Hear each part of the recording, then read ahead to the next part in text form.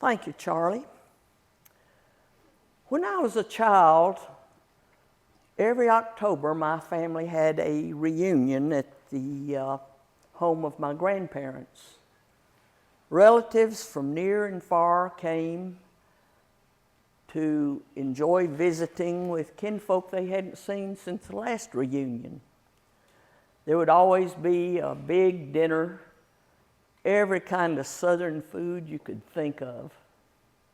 And there would be storytelling.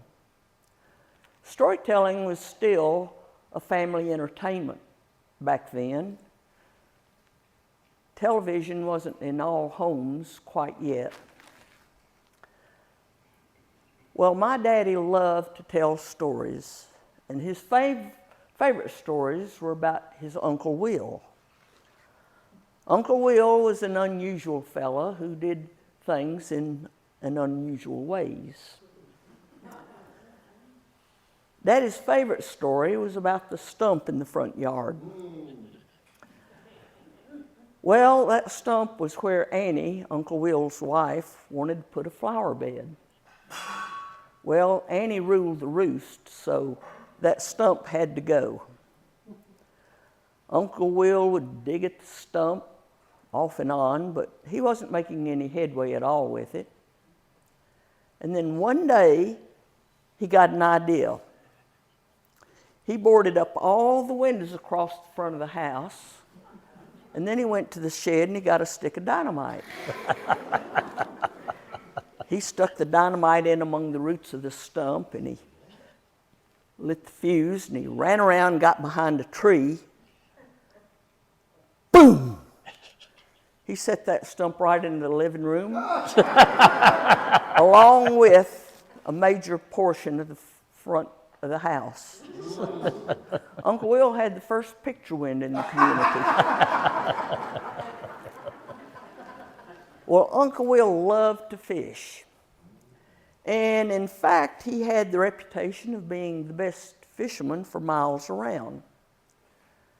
The game warden, a young man named Harley Jenkins, he liked fish too, and he always had the top of the line in fishing equipment. So he kept after Uncle Will to let him go fishing with him. He wanted to find out what kind of bait and lures Uncle Will was using. Well, one day, Uncle Will got tired of being bothered with Harley, and he told him to meet him at the lake the next morning. When Uncle Will arrived, Harley was already waiting on him. They got in the boat and they paddled out into the lake. And right away, Harley got out one of his fancy lures and he tied it on his line. He cast out. He thought he might impress Uncle Will a little bit with some of his fancy equipment. But Uncle Will wasn't paying him any mind. He reached into his knapsack and got out a stick of dynamite. He lit the fuse and he flung it out over the water. Boom! Well, it just about capsized the boat. But when the waves settled down, there were all these fish floating on top, and Uncle Will started gathering them in. Well, Harley was speechless.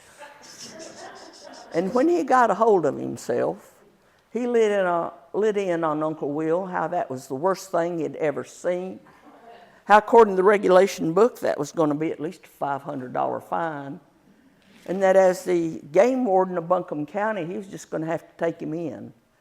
He just went on and on ranting and raving. But Uncle Will wasn't paying him any attention. He reached into his knapsack and got out a stick of dynamite. He lit the fuse and he shoved into Harley's hand and he said, "Now, Warden, are you going to sit there and talk all day, or are you going to fish?"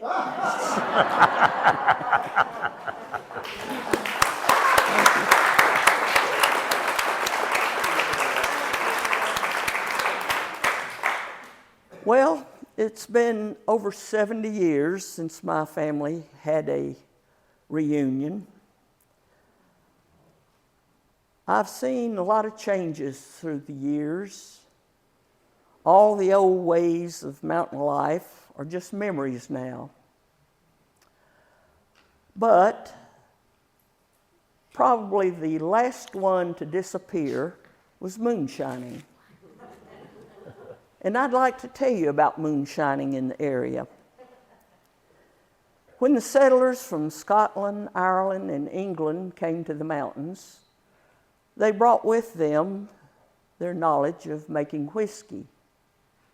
But when the federal government put a tax on it, folks started making it secretly at night, by moonlight, in mountain coves where they were less likely to be discovered by the law.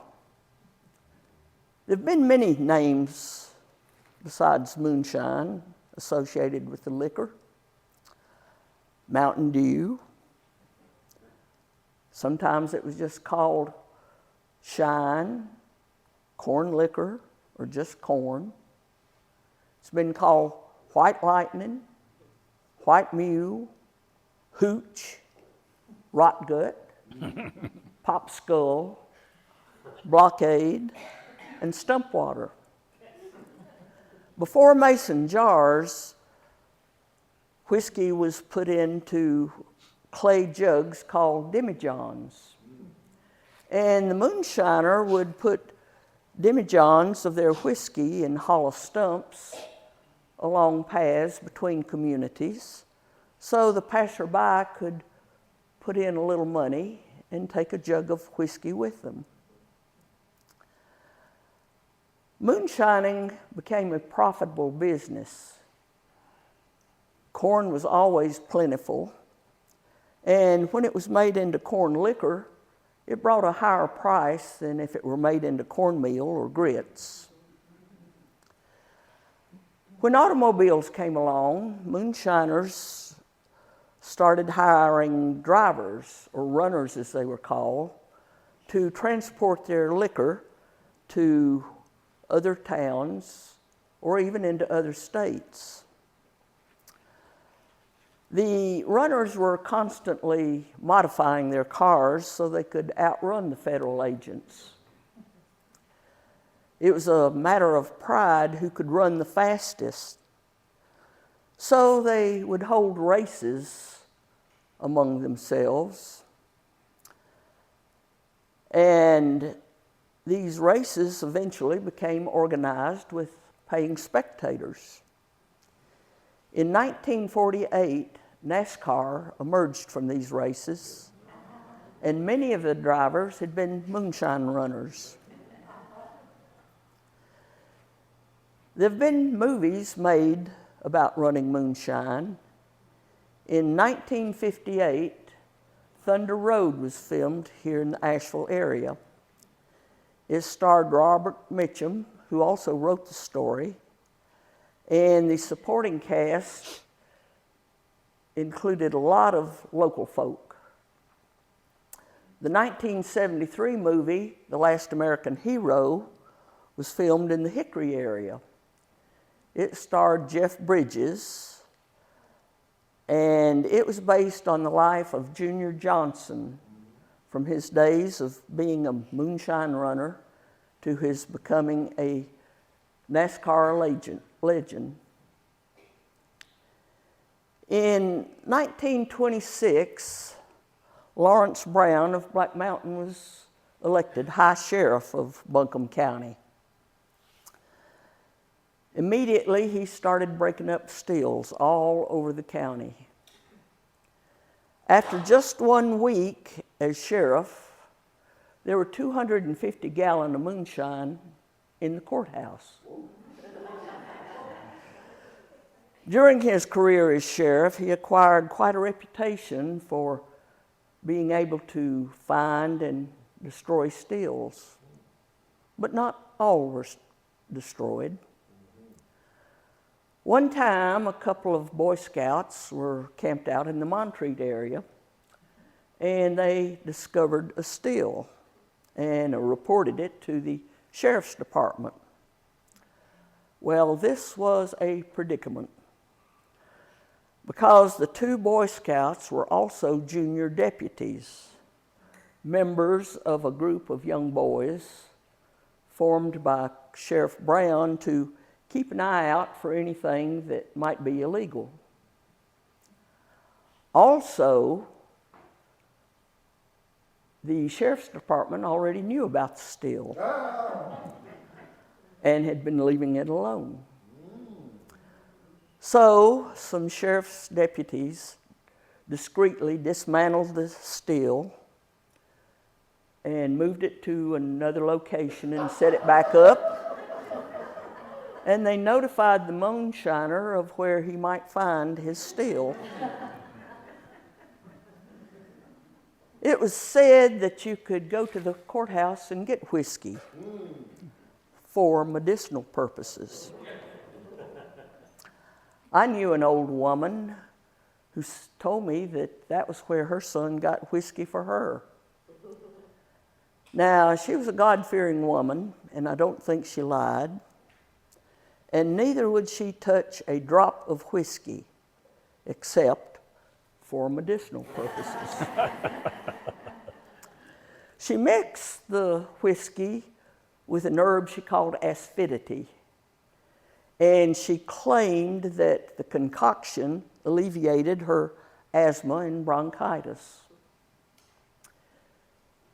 It must have been a remarkable cure, because as long as I knew her, I never heard her wheeze just once. I took a whiff of it one time, and whew, it smelled like rotten onions. It was also said that Sheriff Brown looked out after people in need. And that's probably why he remained in office for 34 years. Even after he had retired as sheriff, folks would still talk about someone they had known who had fallen upon hard times and how Sheriff Brown had helped them out. I once knew a moonshiner named Frank. Frank and I worked at a manufacturing plant in Swannanoa. And Frank told me that he had quit moonshining because corn had become too expensive. But he still liked to reminisce about his days as a moonshiner, and he would tell me some stories. He said one time he went to check on his still, and he found the lid on the mash barrel had been moved a little. So he lifted the lid, and he found a dead possum floating in the mash. He said that possum died happy, though, because it had the biggest possum grin on its face you ever saw. Not all moonshiners were caught. If their still was busted, many of them would just set up in another location. But some were caught and taken to court. There was an attorney named Bascom Lamar Lunsford from the Leicester area who defended moonshiners. Now, some of you may pronounce it by the British pronunciation, Leicester. But when I was growing up, there's 3 syllables in that word, and we pronounced it Leicester. Lunsford loved the mountains, the people, and their heritage. And in 1928, he founded the Mountain Dance and Folk Festival, which is still ongoing now every August. It celebrated its 97th year this year, and it's the longest running folk festival in the nation. Lunsford, along with Scotty Wiseman, also wrote a song about Mountain Dew. It has become widely known, and if you know this, join in. There's a big hollow tree just down the road from me where you lay down $1 or $2. You stroll around the bend and you come back again for some good old Mountain Dew. Oh, they call it that good old Mountain Dew, and them that refuse it are few. I'll shut up my mug if you fill up my jug with that good old Mountain Dew. Well, my Uncle Mort, he's sawed off and short. He measures about 4'2". He thinks he's a giant when you give him a pint of that good old Mountain Dew. Oh, they call it that good old Mountain Dew, and them that refuse it are few. I'll shut up my mug if you fill up my jug with that good old Mountain Dew. Well, my brother Bill's got a still on the hill where he runs off a gallon or two. The buzzards in the sky get so drunk they can't fly from smelling that good old Mountain Dew. Oh, they call it that good old Mountain Dew, and them that refuse it are few. I'll shut up my mug if you fill up my jug with that good old Mountain Dew. Hey, you all are good.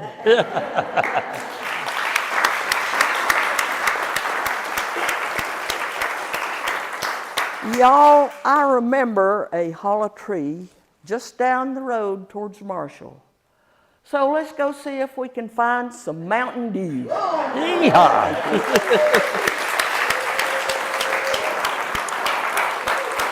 Thank you.